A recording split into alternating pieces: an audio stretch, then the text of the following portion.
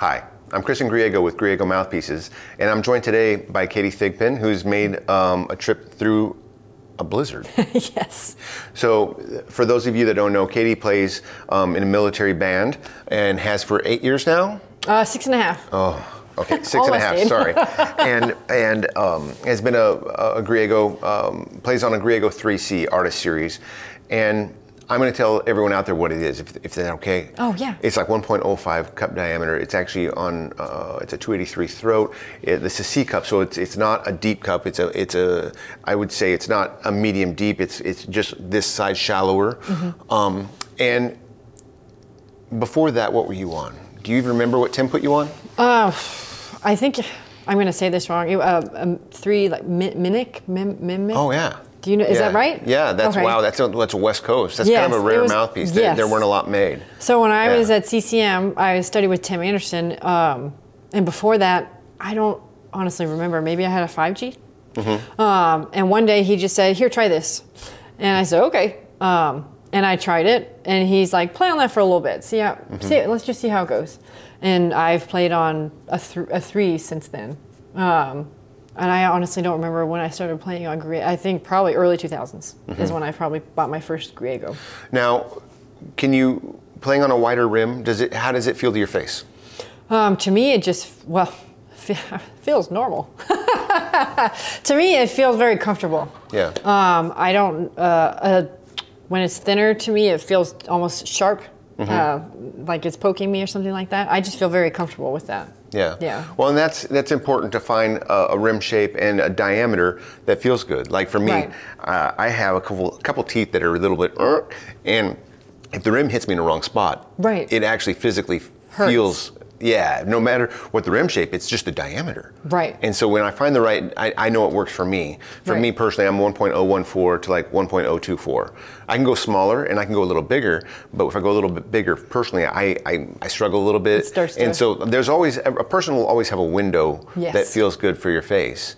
Now, on the 3C, you were here just working on some instrument stuff, and what do you look for in a mouthpiece? In a mouthpiece, so consistency, I think, in all of the ranges, and consistency with like ease of playing, and also sound.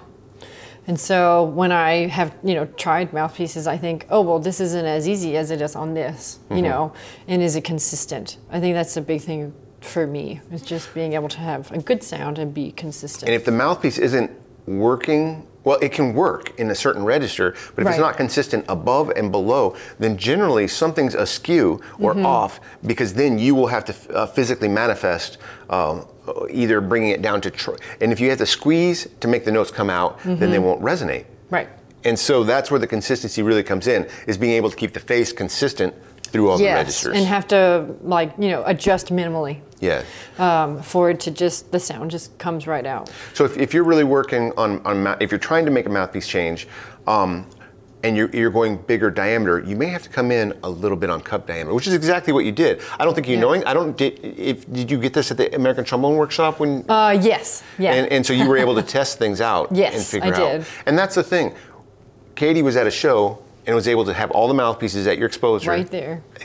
And then you can just play on this, play on this, play on this. I like that one. Right. And then playing for colleagues or friends who say, oh, not that one. Oh, that one, Which that's important, because you're playing for yourself, obviously, but you're playing for the performance. You want people out there that like your sound. And when people, and like 2 or 3 different people will go, oh yeah, that one.